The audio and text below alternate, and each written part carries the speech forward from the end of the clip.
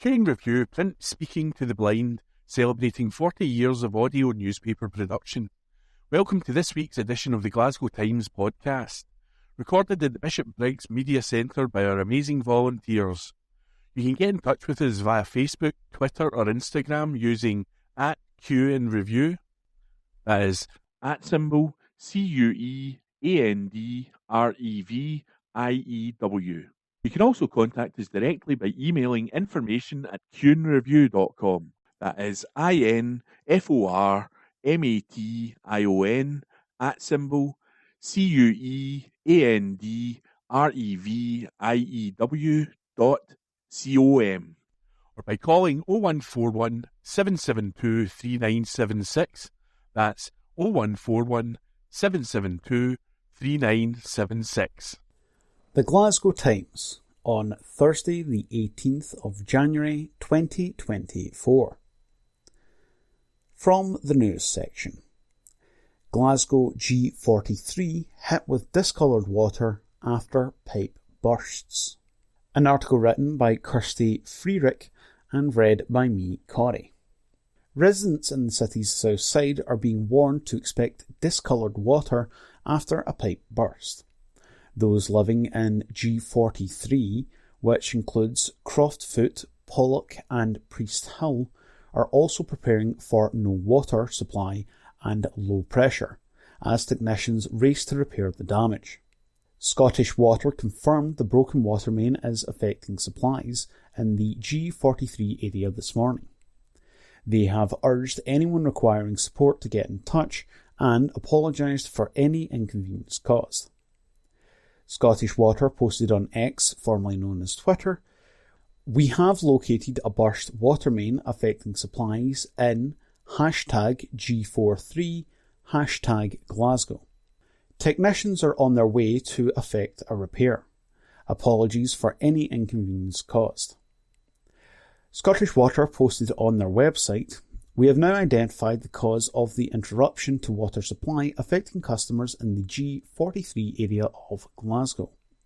A team is now preparing to carry out the repair and start to return supplies to normal.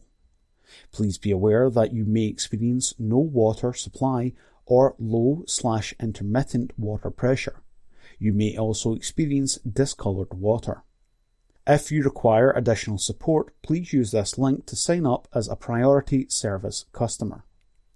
If you have experienced flooding due to this incident and need support, please call us on 0800 0778 778. That phone number again is 0800 0778 778. or via one of the other methods on our Contact Us page. That article was from the Glasgow Times. It was from the news section. It was written by Kirsty Freerick and read by me, Corey. The Glasgow Times on Thursday the 18th of January 2024. From the news section. Have your say in East Dunbartonshire's development plan. An article written by Jacob Manuszczyka and read by me, Corey.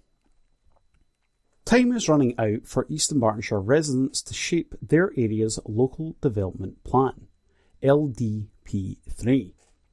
A survey open until the end of January has now been live online, and drop-in events have been taking place since November. The project focuses on a range of key aspects, including biodiversity, climate change, infrastructure, and sustainable transport. An online public information session scheduled from 5 to 6 p.m. on January 18th will be held, with residents invited to sign up by email development.plan@eastonbarton.gov.uk. Additionally, Kirkintilloch Town Hall will host an in-person workshop on January 23rd from 1:30 p.m. until 3:30 p.m. The session invites engagement on detailed evidence, attracting public participants, key agencies, community organisations, business groups, landowners and those within the development industry. The purpose behind these interactions is to gather public insight that will contribute to an evidence report. This document is an essential step on the road to producing the final LDP3, a long-term plan that governs land use in East Bartonshire. However, at this stage, the report focuses on broad concepts that will shape the plan, not the merits of specific sites. Councillor Gordon Lowe, leader of East Bartonshire Council, said, "Thanks to all who are taking the time to fill in the survey, attend drop-in sessions, and contact us directly. Please take part if you can. Your feedback will help to shape the local development plan, a vital document that will help determine how land is used for years to come." Postal feedback can be addressed to the Land Planning Policy Office at Southbank House in Kirkintilloch. Moreover, information regarding the plan and the online survey can be found on the Council website. The current local development plan will remain in place until the new plan is fully approved, anticipated to be in the year 2028. That article was from the Glasgow Times. It was from the news section. It was written by Jacob Manus-Chuka and read by me, Corey.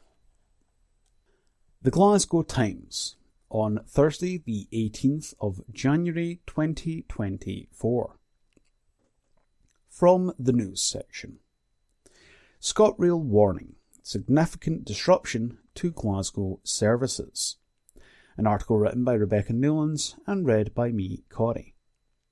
ScotRail is warning travellers of significant disruption to Glasgow services. National Rail is undertaking safety-critical engineering works from January 29th until February 1st. We previously reported that the work will involve engineers installing netting and rock anchors to prevent rockfalls. As a result, customers will face disruption to their journey, and ScotRail is urging people to only travel if their journey is essential. Which Glasgow train services are affected? The Glasgow to Edinburgh via Falkirk High service will terminate at Linlithgow, meaning that there will be no service between Edinburgh Waverley and Linlithgow. Some replacement buses will be available between Linlithgow and Edinburgh Park. Edinburgh to Helensburgh and Milngavie services will terminate at Bathgate, meaning that there will be no service between Edinburgh Waverley and Bathgate. Are there replacement bus services to and from Glasgow? Some replacement buses will be available between Bathgate and Edinburgh Park. Some local buses are also available which will accept rail tickets. City Link 900 service between Glasgow and Edinburgh, City Link 902 service between Glasgow, Livingston and Edinburgh Airport. Customers looking to travel directly between Edinburgh and Glasgow can travel via Shotts or Carstairs, which depart and terminate at Glasgow Central. There will be limited additional capacity and journey times are around 30 to 50 minutes longer compared to services via Falkirk High.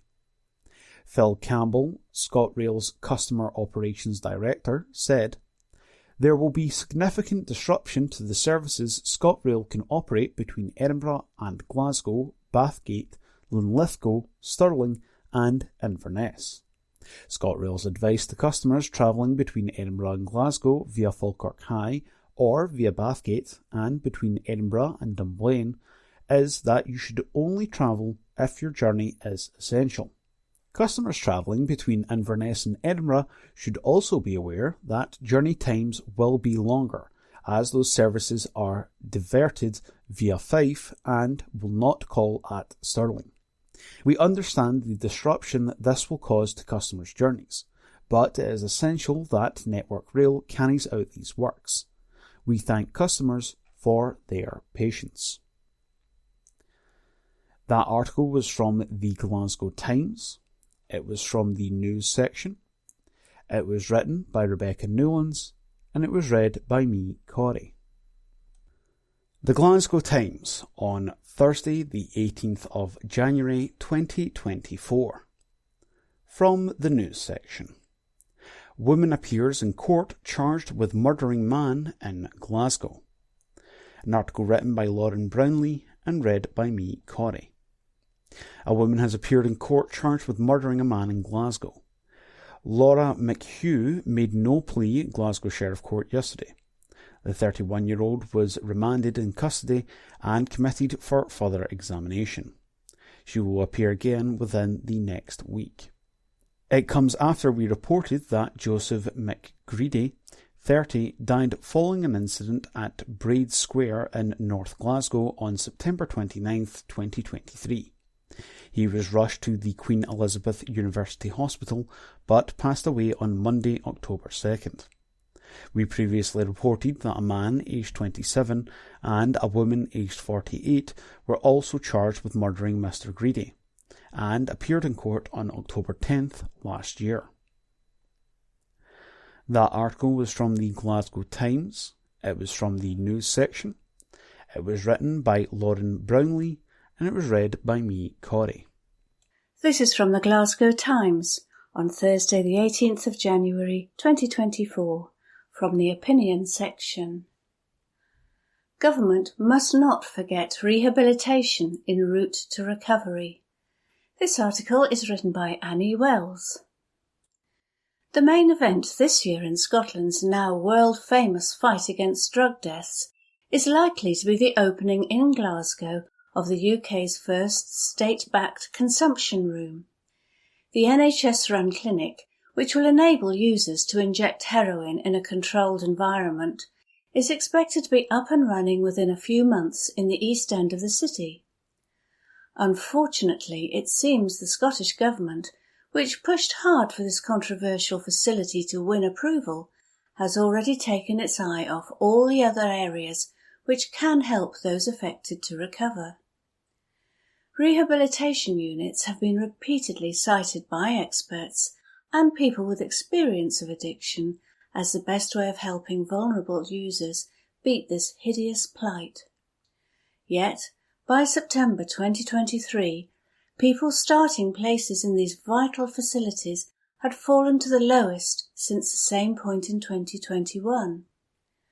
According to latest Public Health Scotland figures, the 114 people who began residential rehabilitation and the 57 who commenced residential detoxification was a total drop of 36 from the previous quarter.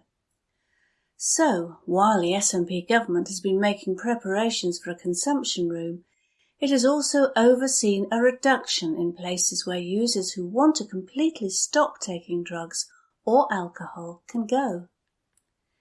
This is a worrying indication of how things are going to play out over the next few years. Ministers are going to be so pleased with themselves about the creation of the consumption room that every other area of support risks being overlooked. You can bet senior SNP officials will be queuing up for photo calls here, but certainly not at the underfunded and undervalued residential facilities. Councillor Alan Casey, the city's addictions convener, is one of the scheme's biggest cheerleaders, but even he acknowledged in interviews that it needs to be matched by funding and support in other areas. That clearly isn't happening in any way, shape or form. I don't happen to believe the approval of these rooms is the answer to Scotland's horrific drug deaths problem. But we acknowledge the decision has been made for a pilot to progress, and now everyone can watch with interest to see what the impact is. My experience of having lived in Glasgow for my whole life and representing the area as an MSP since 2016 is this. Most people addicted to drugs like heroin want to stop. That is also the desperate desire of their loved ones. These rooms will have the opposite effect, giving a green light for vulnerable people to continue the ruinous habit which has wrecked their life, their relationships, their family, and their career prospects. They don't address the root causes of addiction and, aside from providing a few leaflets, won't produce any kind of proper long-term solution for people who want their lives back. What's worse, the other avenues which could have been pursued to help them are increasingly difficult to access, and even harder to navigate in full. Will the safe consumption room save lives? Only time will tell on that front, and that will also be the case with a range of unintended consequences which have been warned of extensively.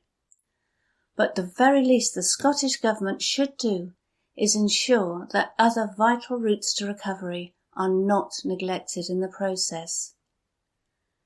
That article was written by Annie Wells. This is from the Glasgow Times on Thursday the 18th of January 2024, from the opinion section. We're addressing cost of living with the resources we have. This article is written by Susan Aitken. A happy, peaceful and prosperous new year to all Glasgow Times readers. During 2024, it's now all but inevitable that we'll see a change of government at Westminster. There will be a few tears in Scotland when the most inept, far-right clique of charlatans to govern the UK in generations is kicked out. The Tories leave a dreadful legacy of austerity, corruption, Brexit disaster and attacks on the welfare of our most vulnerable. Current evidence shows that households already struggling under the Tory cost of living crisis face further hardships in the year ahead. A new report coming before Council next week lays bare the continuing impact of the crisis across Greater Glasgow. With energy costs having risen again this month, an estimated 200,000 households won't be able to warm their homes to the level they did before. And with food inflation still at over 10%, approximately 300,000 households will be cutting back spending on essentials. Meanwhile, tens of thousands of households are relying on credit to get by, deepening the debt already overwhelming too many Glaswegians. But for all that, Labour isn't offering anything much in way of solutions. Sir Keir Starmer has pledged to maintain Tory spending cuts and plough on with the iniquitous policies like the rape clause. In order to win over Tory voters, he's fallen in behind the hard Brexit and right-wing rhetoric on immigration, while promising to stay true to the agendas which make the UK one of, if not the, most socially and economically unequal state in Europe. Scotland will demand a lot more than change of party and personality. Indeed, the haste with which Scotland's newest MP has fallen in behind Sir Keir's agendas and exposed his campaign bluster as meaningless shows only the SNP can demand change and deliver alternatives for Scotland. Alternatives like the Scottish Child Payment, which has responded to the cost of living crisis directly with practical support for almost 100,000 youngsters. Yet all the signs are that under a Labour UK government, Scotland will be forced to keep providing lifeline support to its most needy with the limited resources we have. Here at the City Council, we're continuing to address austerity and the cost of living crisis where we can, with the resources we have. Our most vulnerable remain our priority. This week, a new report details the successes of the pioneering Glasgow Helps service. Launched in partnership with the voluntary sector during the pandemic, Glasgow Helps has evolved to provide direct support to over 20,000 Glaswegians, many of whom have been overwhelmed or in crisis and in need of specialised assistance. The service is also crucial to our mission to reduce child poverty in Glasgow, connecting families to the right support on a wide range of issues, from financial inclusion services to accessing winter fuel support to concerns around health, housing and care. By working closely with organisations key to the daily lives of many citizens, Glasgow Helps goes far beyond just referring people on. The team builds trust and relationships and works intensively with people, listening and helping with their unique circumstances, issues and needs. Council colleagues and our third sector partners are committed to a service that's shown itself to be genuinely transformational to the lives of thousands at a time when assistance is needed most. Glasgow Helps is open to anyone who lives in the city and can be accessed on our online form https://glasgow.gov.uk/29519 or the telephone line 0141 276 1185. That article was written by Susan Aitken. From the Glasgow Times, Friday the 19th of January, from the lifestyle section. Charity Director reveals what drives him on. Homeless Project Scotland Chief insists he will continue to be a thorn in the side of authority. Article by Stuart Patterson. Colin McKinnon runs Homeless Project Scotland with passion and drive, fueled by a sense of injustice. His motivation, he said, comes from years of neglect and being failed as a child. His relationship with Glasgow City Council and other charities in the field is that of an outsider, a disruptor who feels people are being let down by the status quo. The charity he runs has at times been controversial, and he has been subjected to suspicion, rumour and allegations of wrongdoing, all of which, he states, are unfounded. The charity also attracts a huge amount of donations and goodwill from the public and businesses. Mr McKinnon shared his story of his early life with the Glasgow Times, revealing why he decided to set up Homeless Project Scotland and why he will continue to be a thorn in the side of authority who, he said, would rather he shut up and go away. The story he relates is one of abandonment, abuse and institutional failure. His entire childhood was spent in care, from 6 months to 16 years, in children's homes and foster placements. He said, "It was the most horrific, harrowing part of my entire life going through the system in Glasgow. Neglect and abuse was horrific."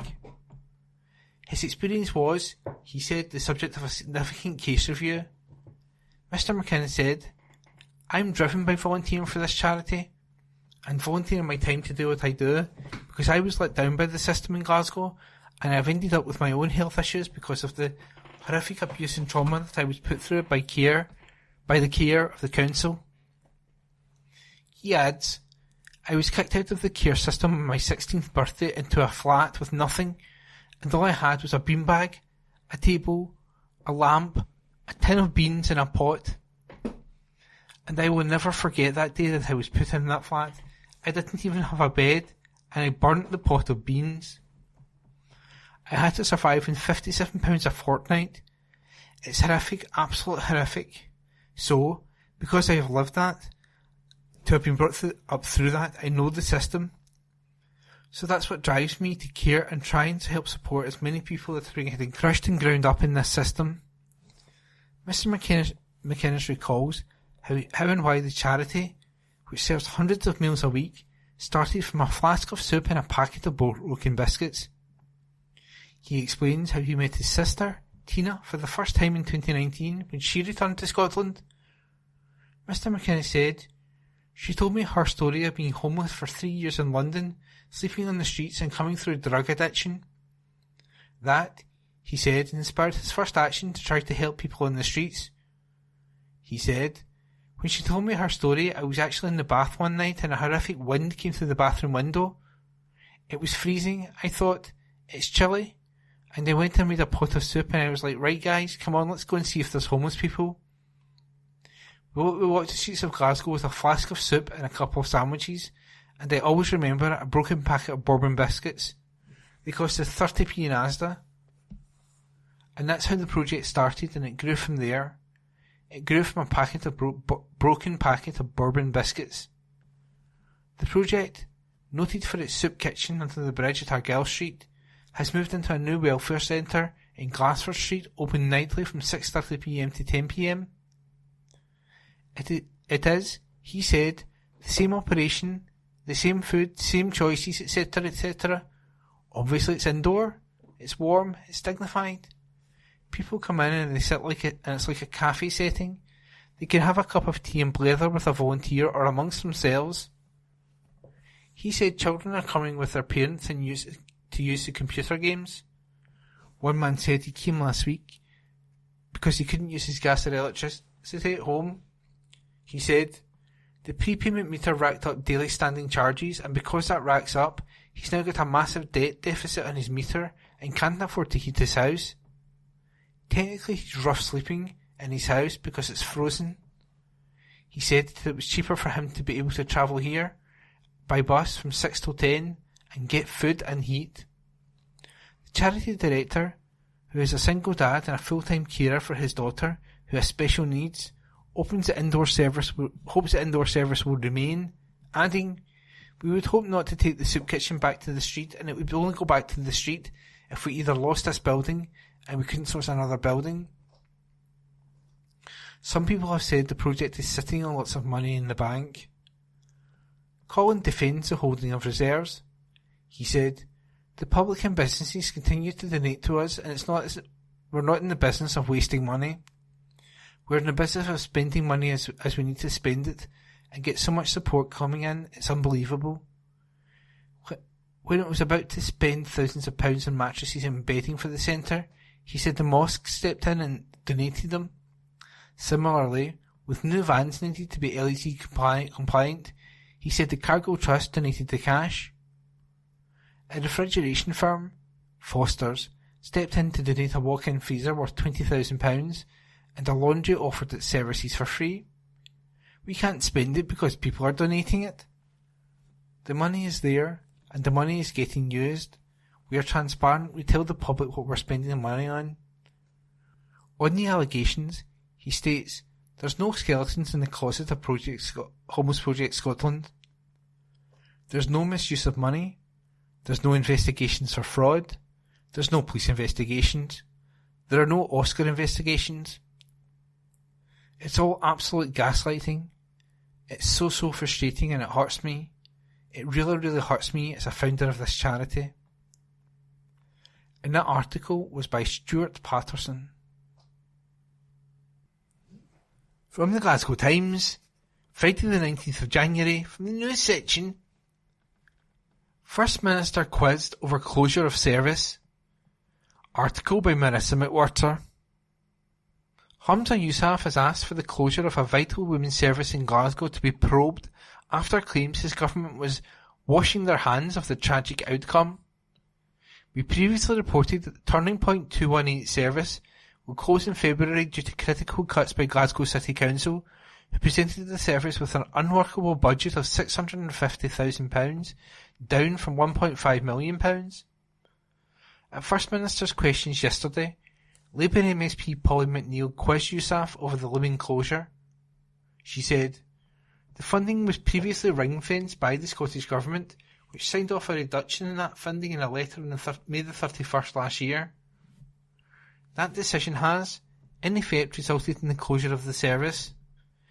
Is the First Minister content that there is now no bed facility for women offenders with drug use as their main problem? A facility that had kept hundreds of women out of jail?" She added, "The Lilia Centre in Maryhill, which is brilliant, was cited by the Cabinet Secretary in her response to the news, but it is not an alternative to custody disposal. Ministers surely cannot wash their hands of this tragic outcome." In response, the First Minister said the work of 218 was excellent, but the decision was made by the Council in relation to the services that it is able to fund.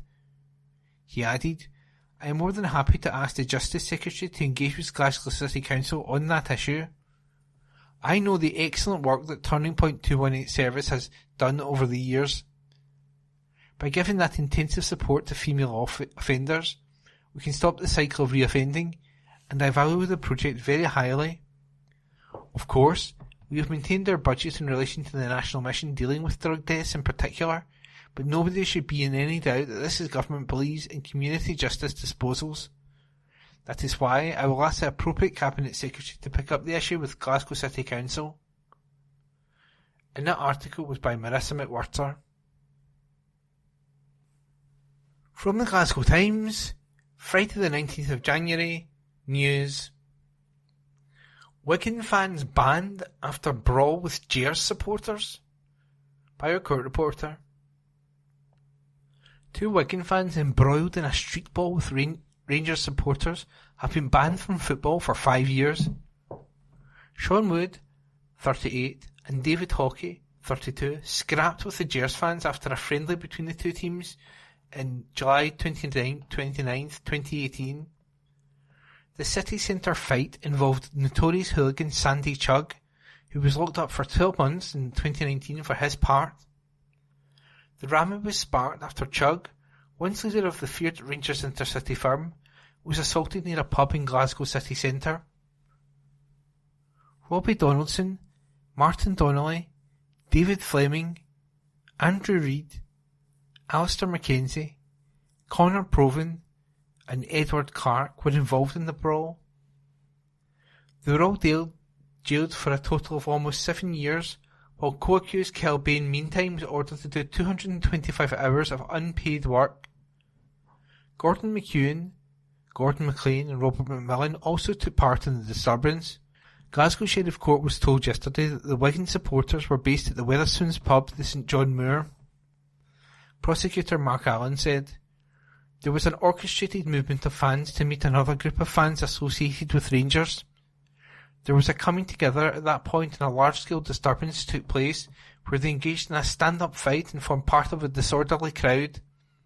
This took place in the middle of the street and in footage where they can be seen pursuing a man into the bar as part of that fight.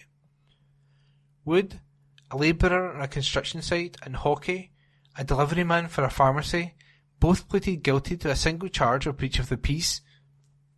The pair, both from Wigan, were fined £650 by Sheriff John McCormick, as well as the football ban. Chugg had previously stated that he wanted to put his violent past behind him. He led the feared intercity firm in the 1980s and 1990s.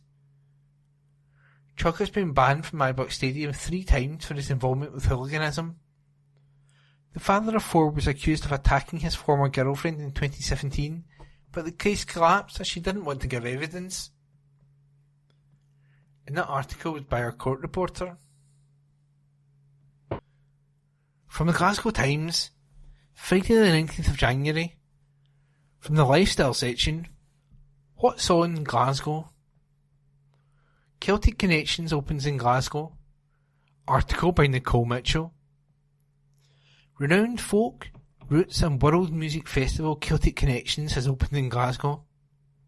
The 18-day festival will run until Sunday, February the 4th, and will showcase the city's UNESCO City of Music status with what will be one of the festival's biggest ever capacity programmes.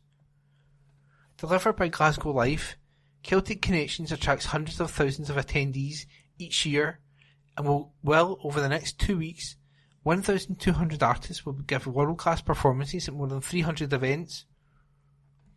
The festival started last night with the sold-out European premiere of Attention at the Glasgow Royal Concert Hall. The remarkable new symphonic work from American Grammy winner Chris Thile will also welcome the BBC Scottish Symphony Orchestra to the stage, with guests including festival favourites Rachel Sermani, Dreamer Circus and Sarah Joros. Donald Shaw, creative producer for Celtic Connections, said, "This year's lineup, one of our biggest and most ambitious to date, is packed with amazing talent from across Scotland and all over the world, reflecting just how far the festival has come over the past 3 decades and underlining our ambition to showcase all music of all genres and backgrounds." Bailey Annette Christie, Glasgow Life chair, said, "Audiences from near and far are spoiled for choice by this year's wonderfully expansive Celtic Connections programme, which features a wide range of musical genres and an incredible lineup of homegrown and international artists. Shining the spotlight on Glasgow's global status as a UNESCO City of Music and the city's richly deserved reputation as an outstanding destination for events and entertainment, Celtic Connections is renowned for showcasing outstanding established and emerging talent. You can view the full programme at www.celticconnections.com Article by Nicole Mitchell. From the Glasgow Times, Friday the 19th of January, from the Lifestyle section. Series of performances revealed for Burns Night. This article is unattributed. A series of live performances will take place at a popular city centre venue to celebrate Burns Night. From January the 25th to 28th, Platform 1 on Argyle Street will transform the traditional Burns Night into a celebration of Scottish culture with a contemporary twist. Each night from 4 p.m. until late, there will be live performances from local artists with a menu of exciting cocktails and limited edition dishes.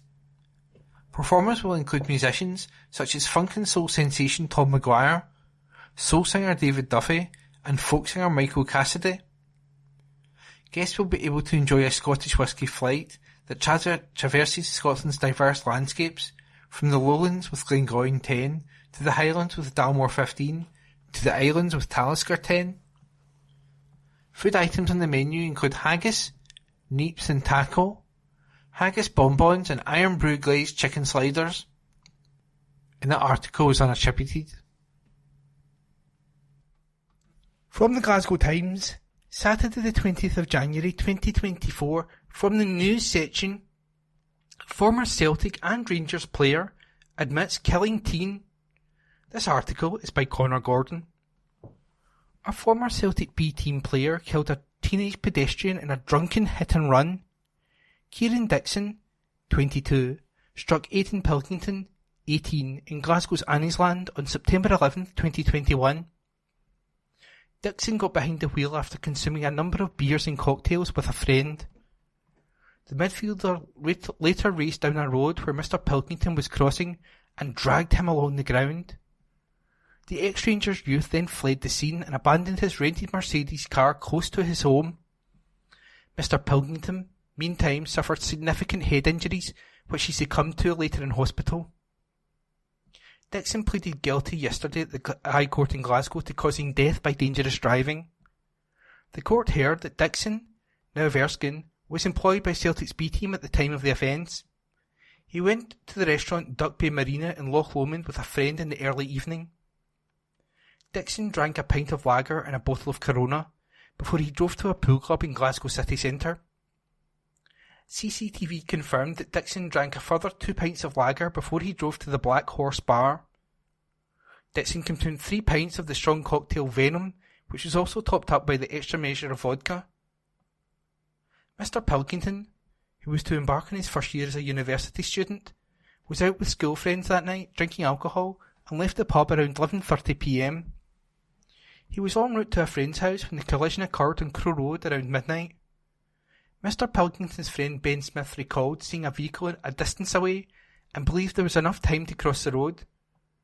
Mr. Pilkington followed behind him. Prosecutor John Keenan KC said, Mr. Smith was walking within the 2 lanes when he realised the car was getting closer, faster than he expected. He could not estimate the speed of the vehicle, but it caused him to quicken up. He was halfway into the lane when he turned around to see if Aidan was following. He observed that Aidan was halfway into the near side of the road. Mr. Smith stated that a white car struck Mr. Pilkington when he was positioned between the 2 lanes. He added he did not remember Mr. Pilkington being run over by the car, but to have travelled for around 10 to 15 metres with the car. Other witnesses described hearing a loud bang and a thud, as well as seeing Mr. Pilkington on the ground. He was noted to be unconscious, with blood coming from his mouth and ears. Mr. Pilkington was also found to have an exposed fractured skull, very shallow breathing, and CPR was carried out at the scene by medics. Mr. Pilkington was taken to the hospital, where he remained unresponsive, and life was pronounced dead at 1:55 a.m. Meanwhile, Dixon drove off at speed which witnesses believe was around 50 to 70 miles per hour. He abandoned his vehicle and was later found to have run 178 metres back to his home, which was discovered after his fitness watch was seized by police. Damage was noted to the vehicle, which also included a missing Mercedes-Benz badge. Dixon handed himself into police the next day and was released pending an investigation. He gave a no-comment interview to officers in February 2022 and, in June, he was finally arrested, A post-mortem examination was carried out which revealed major external injuries to Mr. Pilkington's head and trunk. Mr. Pilkington suffered bruising and wounds to his forehead, scalp, eye and cheek. There was also a full-thickness wound to the back of his head, surrounded by bruising. Mr. Keenan added, pathologists considered that the injuries to the front and back of head were consistent with a run-over or dragging type of scenario. Further injuries included to the abdomen and pelvis, as well as a number of rib fractures. An internal examination revealed a large skull fracture which was associated with a small amount of bleeding on the surface of the brain. Pathologists considered that a brain injury might be responsible for the very rapid death. Mr. Keenan said, the major cause of death is considered to be severe head injury, which is consistent with being sustained as a result of a road traffic collision. It was also suggested that Mr. Pilkington was not standing at the time of the collision. It is not known if he slipped or fell.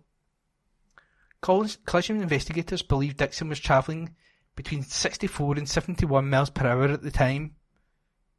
Forensic scientists calculated that Dixon was approximately more than 3 times over the drink-drive limit. Thomas Ross, KC, defending, said, nothing said by Kieran Dixon can offer comfort to Aidan's family and friends. He recognised that he is fully deserving of a sentence of imprisonment. Dixon's previous convictions include careless driving from December 2020, when he was hit with 3 penalty points. He was also convicted of a domestic offence in April 2023, when he was ordered to do 180 hours of unpaid work. Dixon, who was tipped for first-team football, was released by Celtic having scored 2 goals in his first 2 appearances for the B team. Sentence was deferred pending background reports until next month by Judge Lord Colbeck, who remanded Dixon in custody meantime. And that article was written by Connor Gordon and read to you today by me, Ian. From the Glasgow Times, Saturday the 20th of January, from the news section. Glasgow play parks to be upgraded in £6 million plan. Report by Esther Tarnay. More than 100 play parks in Glasgow are set to be refurbished as part of an ambitious £6 million plan. Glasgow City Council vowed to invest the money citywide in the next 5 years. In total, 133 play areas are planned to be renovated, including in Ruckhill Park and Hoggenfield Park. As the Glasgow Times reported in August, the latest is currently closed due to its state of disrepair. A spokesperson confirmed that the work will start in the next financial year. Some parks have already benefited from the boost, which aims to support a healthier lifestyle for adults and children. Councillor Rory Kelly, Glasgow's convener for Neighbourhood Services and Assets, said, a detailed report on this large-scale programme of work was presented to the committee last year. A brand new toddlers play area has just been installed in Garrowhill Park and Glasgow Green Play Village, Cavendish Street play area, Beardmore Park play area and Kelvingrove Park play area have all just reopened to the public after being upgraded. They all offer free-to-use fun facilities where young people can burn off excess energy and enjoy outdoor play and socialising, which is so important to their physical and mental health. Ruckhill Park is also currently benefiting from the installation of a brand new outdoor gym, which is just open to the public. Perfect timing for anyone who vowed to get fit in 2024. The free-to-use gym has everything you need for a full workout, including a chin-up bar, vertical ladder, arched overhead ladder, sit bench and leg raise station. And the article was by Esther Tarnay. From the Glasgow Times, Saturday the 20th of January, from the news section. In the world today, Russian oil depot hit in drone strike. Article is unattributed. A Ukrainian drone hit an oil storage depot in western Russia yesterday, sparking a blaze, officials said, as Kiev's forces apparently extended their attacks on Russian soil ahead of the war's 2-year anniversary. 4 oil reservoirs with a total capacity of 6,000 cubic metres, 1.6 million gallons, were set on fire after the drone reached Klintsy, an area of some 70,000 people, about 40 miles from the Ukrainian border, according to the local governor and state news agency TASS. The strike is apparently the latest in a recent intensified effort by Ukraine to unnerve Russians and undermine Vladimir Putin's claim that life in his country is going on as normal before its March 17th presidential election. Ukrainian President Volodymyr Zelensky has vowed to hit more targets inside Russian border regions this year. Russia's air defences are concentrated in occupied regions of Ukraine, Kiev officials say, leaving more distant targets inside Russia more vulnerable as Ukrainian forces develop longer-range drones. The Russian city of Belgorod, also near the Ukrainian border, cancelled its traditional Orthodox Epiphany festivities yesterday because of the threat of Ukrainian drone strikes. Ukrainian media, quoting an official in the country's intelligence service, said that Ukrainian drones yesterday attacked a gunpowder mill in Tambov, about 370 miles south of Moscow. But Tambov governor Maxim Yegorov said the plant was working normally, according to Russia's RBC news outlet. Meanwhile, Russian shelling in Ukraine's northeastern Kharkiv region killed a 57-year-old woman, and a landmine there killed a man, the Ukrainian President's office reported yesterday. And that article was unattributed. NATO drills to be biggest in decades. NATO will launch its biggest military exercise in decades next week, with around 90,000 personnel set to take part in months of drills aimed at showing the alliance can defend all of its territory up to its border with Russia, top officers said.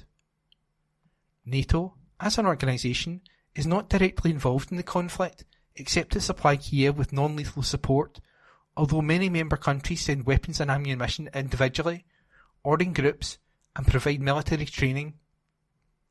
In the months before Russian President Vladimir Putin ordered troops into Ukraine in February 2022, NATO began beefing up security on its eastern flank with Russia and Ukraine. It is the alliance's biggest build-up since the Cold War.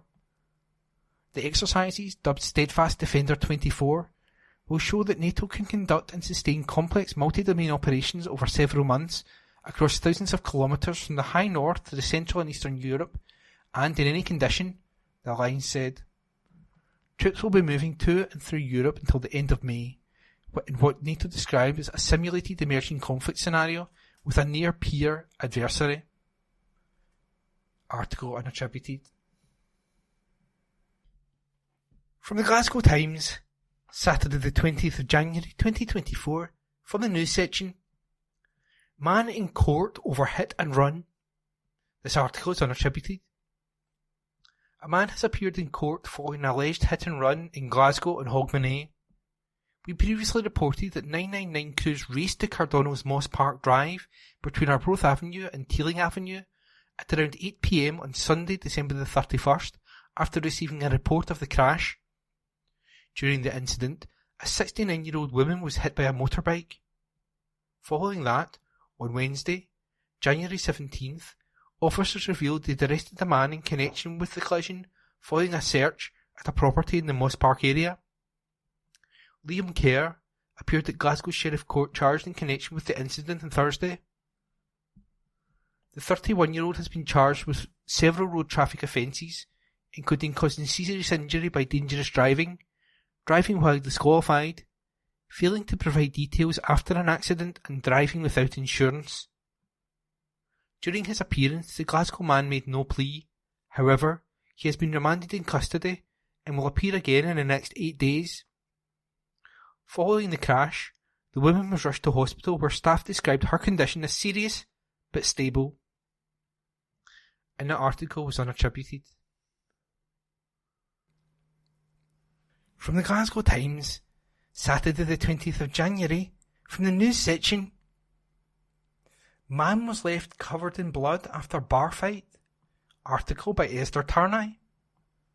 A man was left covered in blood after a Glasgow bar fight. Stuart McGlashan, 38, arrived at the Roseville Tavern on Dumbarton Road on August the 28th, 2022. He appeared drunk and began to speak to a punter. After an altercation, McGlashan, of Clydebank, pushed several glasses off the bar. A customer picked up a chair and hit McGlashan on the head, cutting him above his eyebrow, and this started to bleed. He called the man a specky B D, causing further issues. A pubgoer approached and tried to remove McGlashan. He continued to be aggressive and tried to swing his hands to him. He was then restrained on the ground. He got back up, picked up a bucket and threw it at the window. He also picked up a bar stool and smashed bottles. Police were called.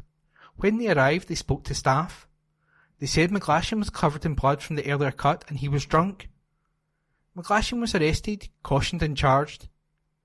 He said to cops, "It was not my fault, it was me that was attacked." He threatened officers. "Take these cuffs off me or I will F G kill you. I'm going back and kill them all."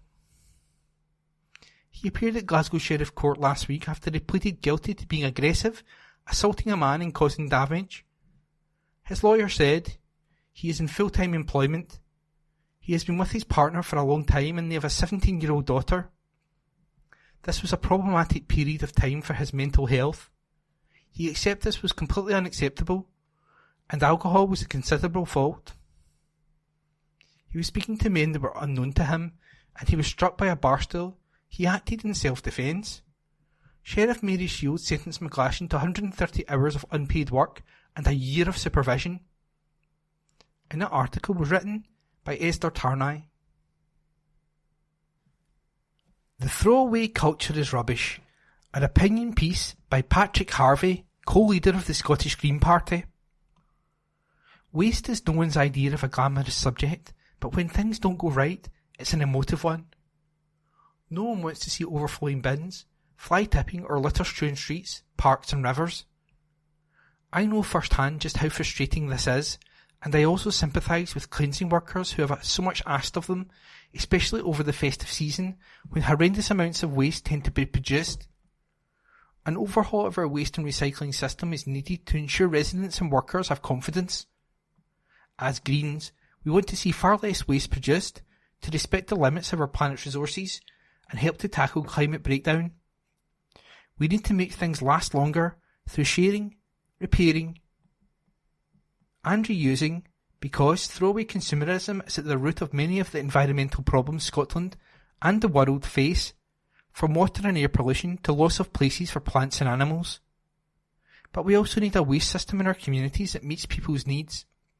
Far too much of our waste isn't being recycled and options are often limited, especially since most of us in Glasgow live in flats. I want everyone to be able to use a waste service that is modern, easy to use and encourages people to do the right thing. That can't happen overnight, but with Greens in government, we're already making big changes. My fellow Green Minister Lorna Slater, Left, is taking a circular economy bill through Parliament that will give local councils and the Scottish Government the powers they need to transform our economy and tackle throwaway culture. This new law will help ban most of the worst single-use plastics, tackle fly tipping, support green businesses and empower community organisations. In Glasgow, we already see leaders in this sector like the incredible Dear Green Coffee, Apparel Exchange and the Repair Cafe, who do great work across Glasgow and in their communities. Crucially, last month Lorna announced over £21 million of investment for Glasgow from the Scottish Government's Recycling Improvement Fund. This funding was secured as a result of the agreement that has brought the Greens into government, and it's the biggest investment in a recycling for our city in a generation. But what does this mean in practice? Glasgow will see better curbside recycling for over 120,000 people, and the construction of a new plant called a Material Recovery Facility.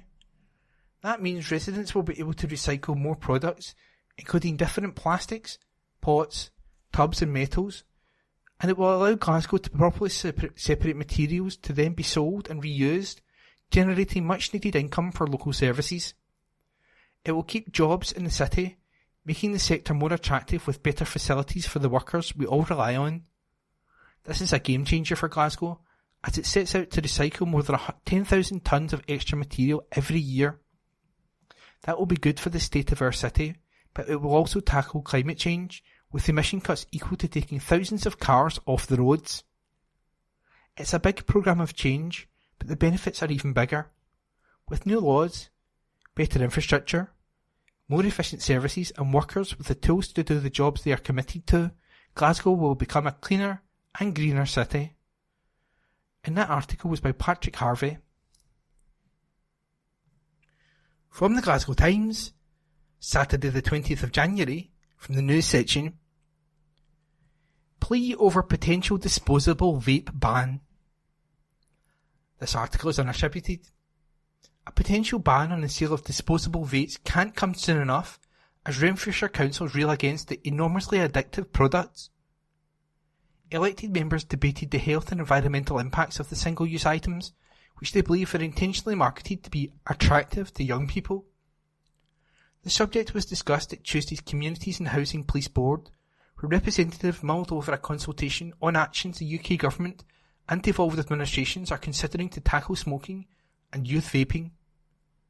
Councillor Gillian Graham, Labour Group Education spokesperson, said, "Vape packaging and flavouring, in my opinion, is deliberately designed to be attractive to young people. When you look at bubblegum, fresh colours and blueberry, it's designed to attract young people." The elected member for Johnson North and the surrounding villages said vapes are displayed prominently in supermarkets and corner shops. She added, "I don't know if anybody else has noticed, but you can hardly move for vape displays in corner shops nowadays. Anecdotally, we know that some pupils are using a single disposable vape every day. That's equivalent to 20 cigarettes. It's an enormous amount of nicotine in their system, enormously addictive. Pupils will vape in and around school grounds, and we know the evidence of this because we see the disposable vapes littering the streets around the schools. Worst of all, they're vaping between classes. That suggests they're already addicted. The sooner the ban can come in, and also how vapes are displayed should be the same as cigarettes, it can't come soon enough." The local authority is of the view that the preferred solution would be to introduce a ban on consumer sale and supply of disposable vape products. Last March, a motion in support of this position received unanimous agreement at a full council meeting.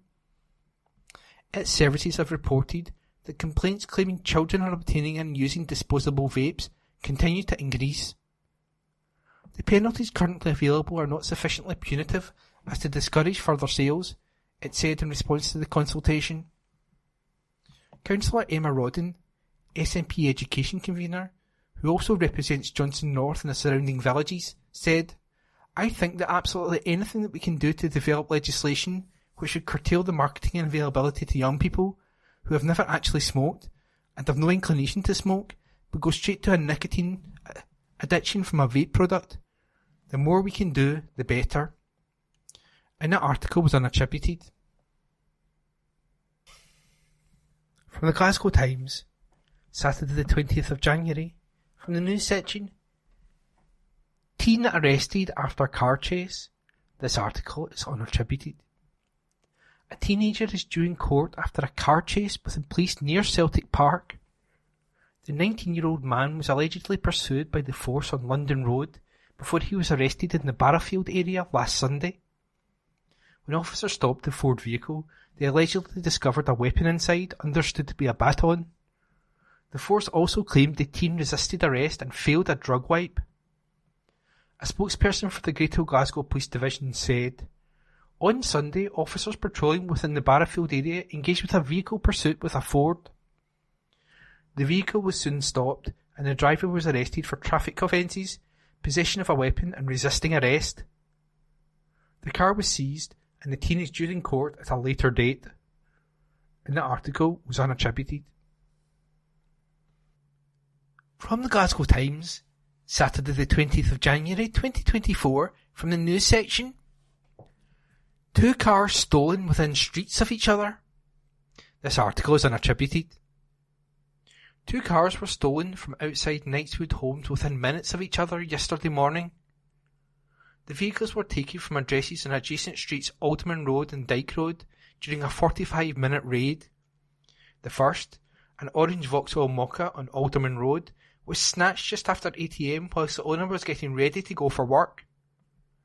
Less than an hour later, a white Volkswagen was also reported as stolen from just around the corner on Dyke Road. It's understood one of the vehicles was left unattended whilst it defrosted from the overnight cold weather.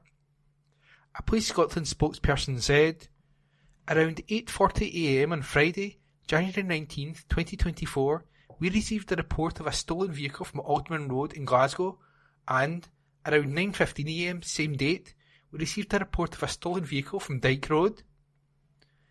Inquiries are ongoing. Anyone who knows who is responsible is asked to contact Police Scotland on 101. And that article was unattributed. Glasgow Times News on Monday, the 22nd of January. Glasgow residents predicted to be poorer next year. An article written by Stuart Patterson. Households in Glasgow will be almost £2,000 worse off this time next year than they were before the COVID pandemic, according to independent research. The Resolution Foundation, an economic think tank, said rising energy and food costs are leading to a stagnation in disposable income. The foundation predicts a zero growth in household income over the next 3 years, leading to an increase in poverty and absolute child poverty predicted to hit record levels. The analysis also found hundreds of thousands of households in the Glasgow area are cutting back on essentials, as the region is one of the worst affected by the cost of living. The research has been analysed by Glasgow City Region's Intelligence Hub. It stated that the Resolution Foundation estimated the Greater Glasgow area experienced 11.4% inflation last year, the second highest in the UK. It has led to more people being unable to heat their homes as they were previously able to, and more people using credit to pay for essentials. It's estimated around 300,000 households in the region are projected to cut spending on essentials. Almost 200,000 won't be able to warm their homes to the level they did before, and around 100,000 will be reliant on some form of credit to pay for their bills. The inflation figure for Glasgow was second only to Burnley in northwest England at 11.8%, and higher than Liverpool at 10.7%, Manchester at 10.5%, Cardiff at 10.3%, Edinburgh at 10.2%, and London at 9.4%.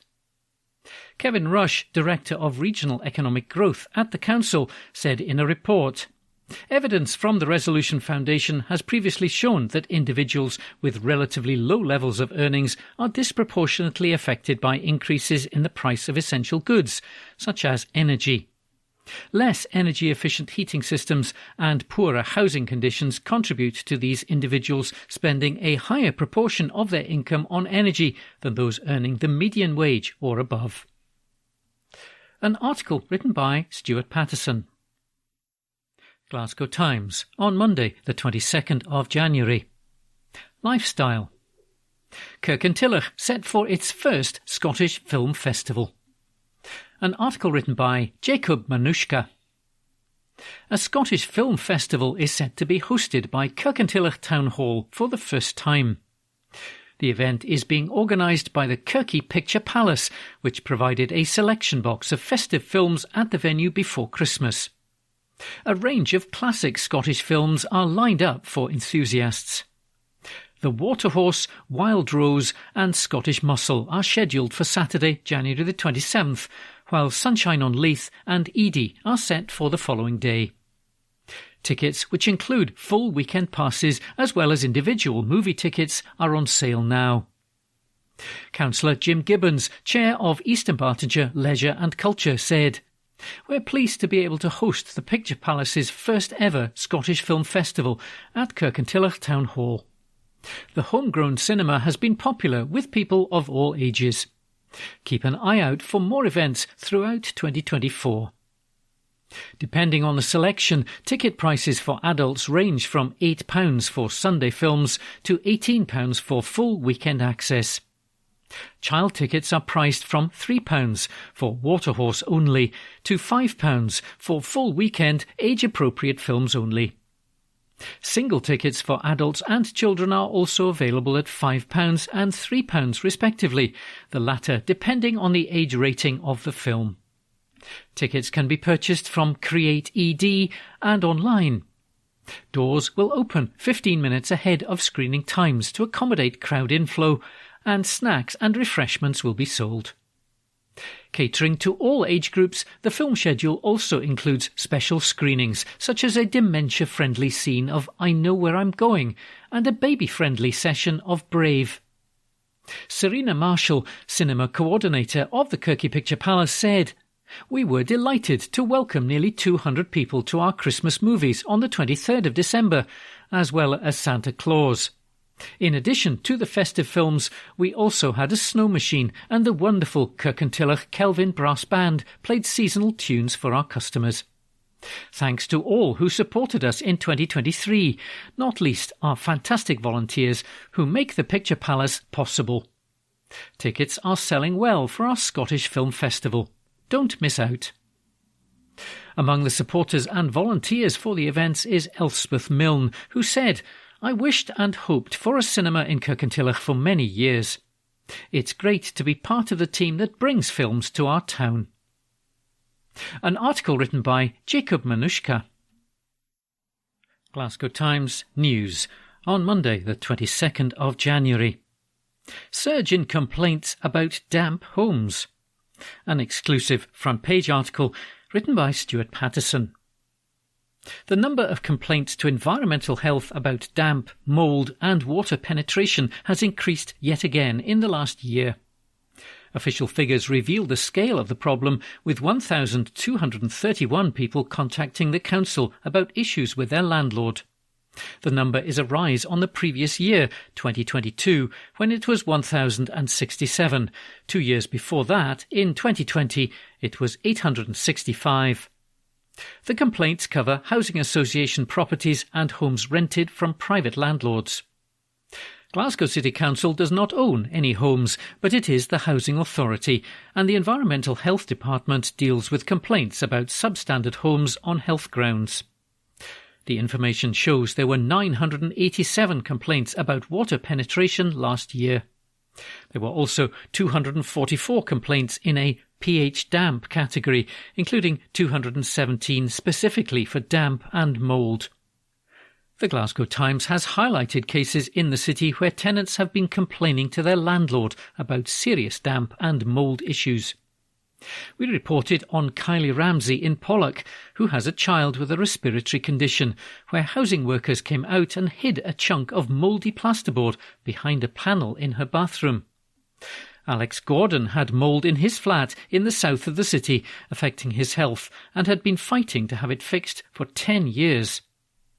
The data was revealed by Glasgow City Council to Sean Clarkin, campaign coordinator for the Scottish Tenants Organisation, under Freedom of Information.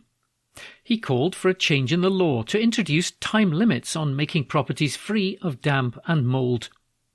Mr Clarkin said, "The complaints made by tenants about condensation, dampness and water penetration to Glasgow City Council in 2023 continues a steep upward trend in recent years, meaning that private and social landlords have been letting down their tenants badly.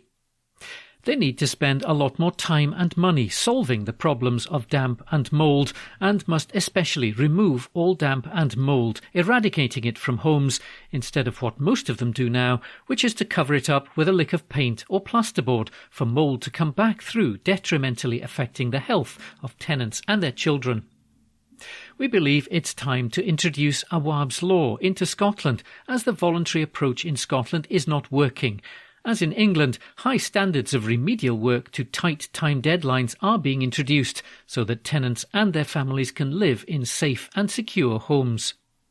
The voluntary approach in Scotland is not fit for purpose, and it's time all landlords were forced by statutory law to get rid of dampness and mould from all tenants' homes. An exclusive front-page article written by Stuart Patterson. Glasgow Times News on Monday the 22nd of January. Scottish health boards paid out £60 million in legal claims since 2018. An article written by Rosie Lewis. Health boards in Scotland have paid out more than £60 million in legal claims since 2018, figures show. Statistics released to the Scottish Conservatives under Freedom of Information legislation from 13 of the country's 14 health authorities show £60,372,215.76 had been spent as of June last year. In total, 2,466 claims were made against boards for a variety of reasons. NHS Greater Glasgow and Clyde, the country's biggest health board by population, topped the list, paying out more than £17.5 million on 698 claims during that time period.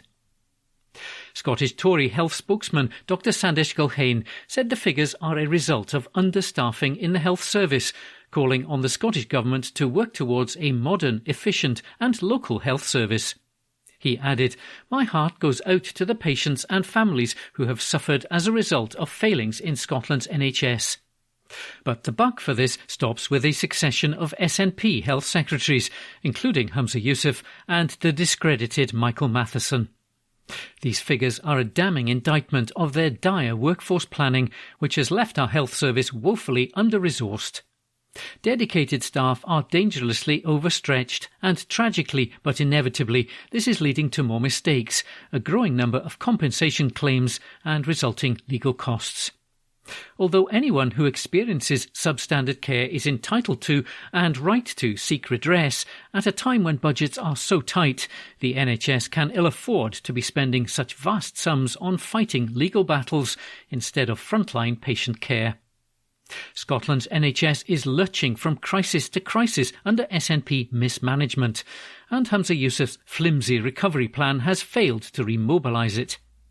Ministers must match the Scottish Conservative plans for a modern, efficient and local health service. A Scottish Government spokesperson said, "We sympathise with any patient whose treatment has failed to reach the standards we all expect from our health system. Scotland has one of the most transparent healthcare systems in the world and is also a leader in patient safety. As with all health systems where legal cases arise, there will be a necessary level of costs, but we seek to limit that as far as possible, and our NHS learns constantly from care experiences that go well and those where standards fall short. NHS Scotland staffing is at record levels and is being further bolstered by our investment since the autumn of 2021 of some £18 million to recruit 1,250 nurses, midwives and allied health professionals from overseas by the end of this financial year." An article written by Rosie Lewis. Glasgow Times News on Monday the 22nd of January. Storm Jocelyn, now named by the Met Office after severe Storm Isha. An article written by Andrew Smart. The Met Office has named the newest storm set to batter Scotland, England and much of Wales this week. Storm Jocelyn comes after Storm Isha brought gale force winds and major disruption on Sunday night and Monday morning. This storm was announced after the Meteorological Organisation issued a new yellow weather warning for wind. This alert is set to last between 12 p.m. on Tuesday, January the 23rd, and 12 p.m. on Wednesday, January the 24th. Announcing the storm on X, formerly known as Twitter, the Met Office said, "Storm Jocelyn has been named by Met Éireann and is forecast to bring strong winds and heavy rain to the UK on Tuesday and into Wednesday." The Met Office has said the following can be possible. Some damage to buildings, such as tiles blown from roofs, could happen. Power cuts may occur, with the potential to affect other services, such as mobile phone coverage.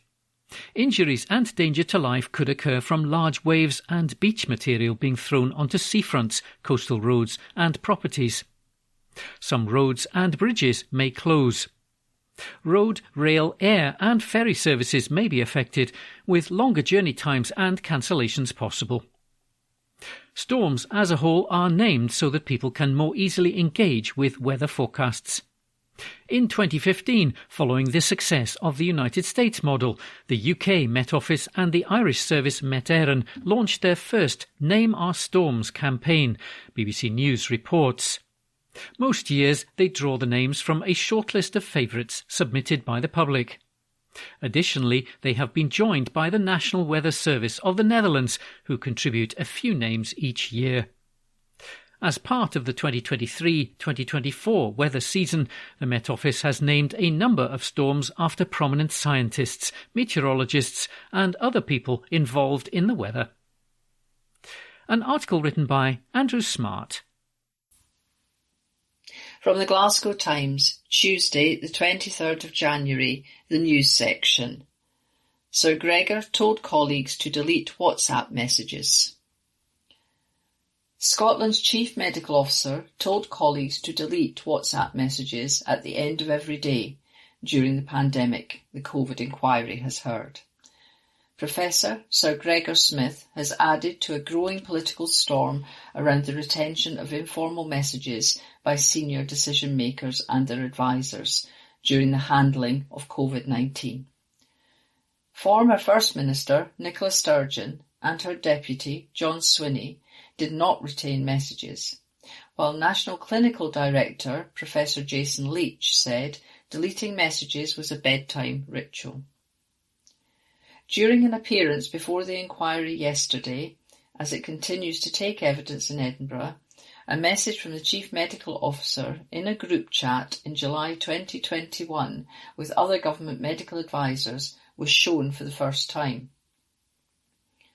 Deputy Chief Medical Officer Professor Graham Ellis said, "Hope this isn't FOI-able," in reference to freedom of information, in an exchange where he appeared to joke about having my own supply of cannabis. Responding, Sir Gregor said, "Delete at the end of every day." Asked about the comments by counsel to the inquiry, Jamie Dawson, KC, Sir Gregor, said, Scottish Government advice at the time was not to retain information for longer than was necessary. My practice was to make sure that any information which was important was then captured in email form on the system. I deleted information which was no longer needed to be kept. That was an article. Sir Gregor told colleagues to delete WhatsApp messages. Glasgow Times, Tuesday the 23rd of January, from the news section. Storm leaves wake of chaos, by Marissa McWhirter. No area was spared as strong winds destroyed parks, travel plans and football grounds. Glaswegians were hit with a day of travel chaos, damage and disruption after Storm Isla battered the country overnight. The havoc is expected to continue into tomorrow as the country braces for Storm Jocelyn, the second severe weather system to hit the UK this week. A possible threat to life warning was issued by the Met Office from Sunday night to yesterday morning as the ninth storm of the season swept across the city with powerful gales and torrents of rain. Train services were plagued with cancellations and delays as Network Rail engineers cleared debris from routes across the city. Between Garrow Hill and Easterhouse, at least 10 trees toppled onto overhead lines, causing hours of repair work. The crumpled remains of a garden shed were pictured in an overturned heap on the line at Belgrove in the East End. Around 10 a.m, Queen Street Station was described as a ghost town by one commuter after the boundary wall and fence of an adjacent building crashed onto the railway line at the lower level. Network Rail was forced to secure a track machine to shift the debris due to its substantial weight and precarious position. Meanwhile, passengers attempting to journey south on Avanti services at Central Station were forced to queue around Union Street as they waited for trains to resume.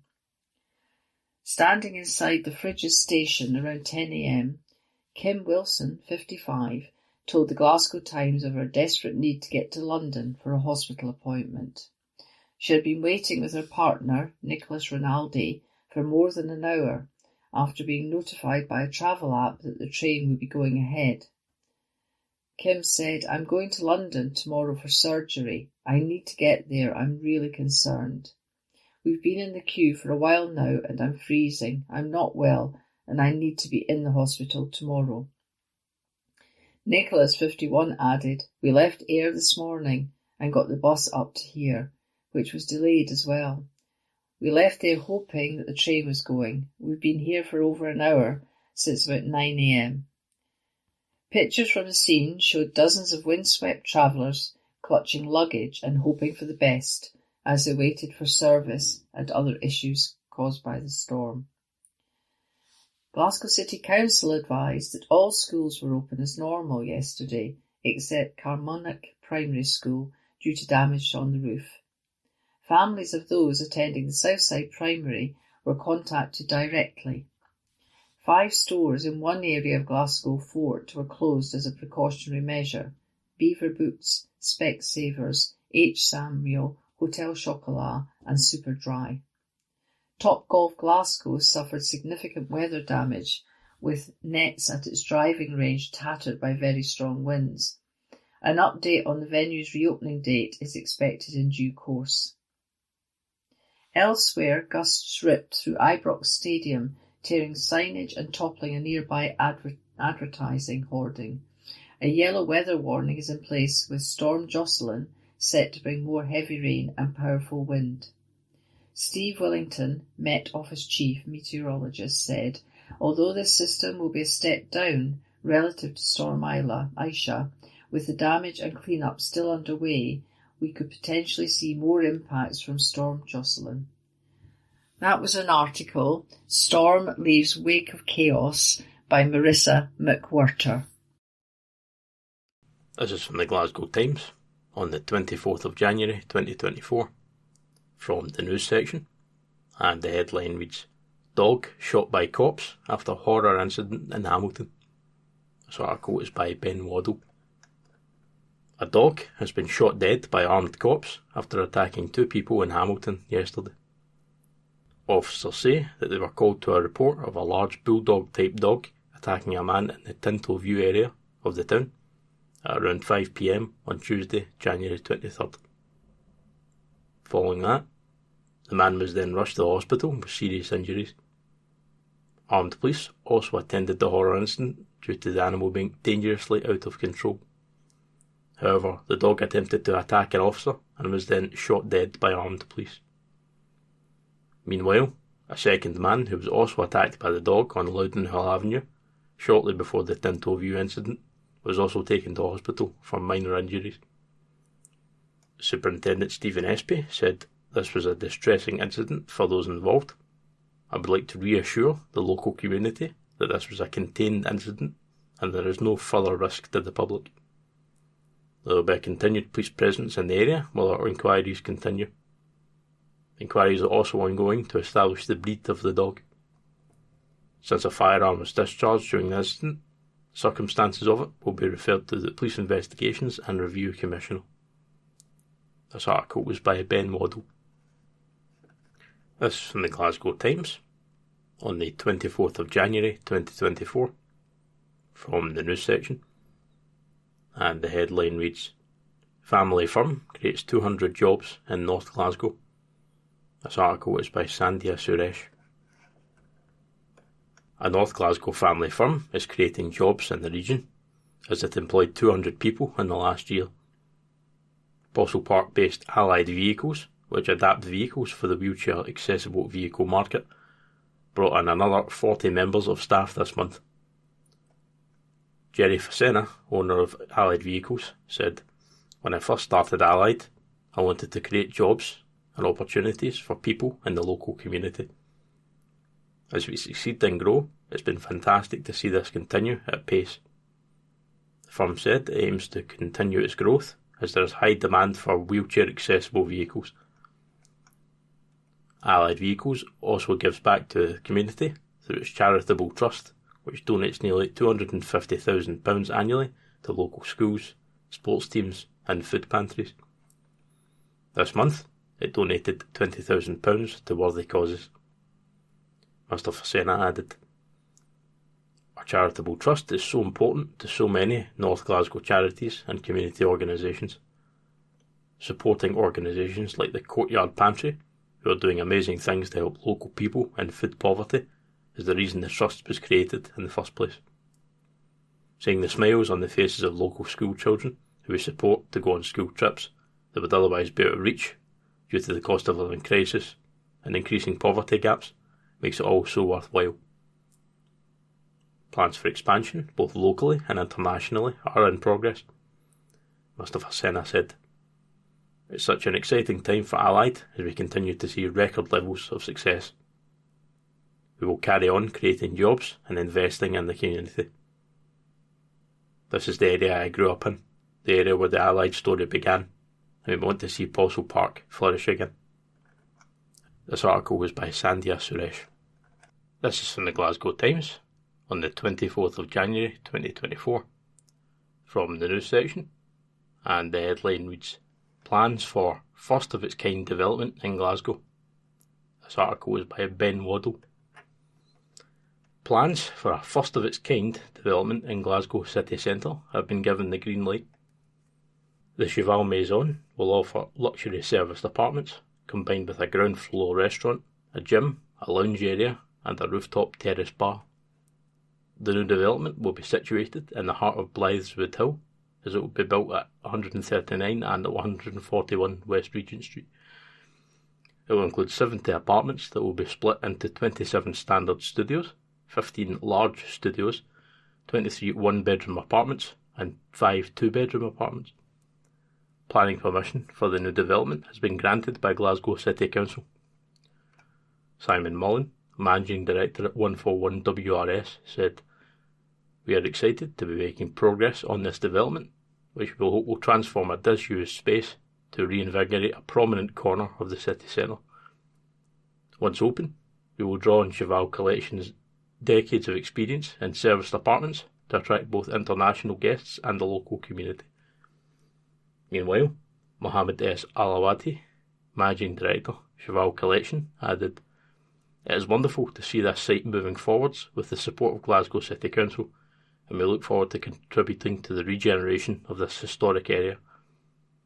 We are seeing growing demand for serviced apartments around the world in other dynamic cities, as owners seek experienced operators for this flexible and profitable model. Currently, the company operates 9 locations in London, 3 in Edinburgh and 1 in Dubai. The development is set to open in 2026. This article is by Ben Waddle.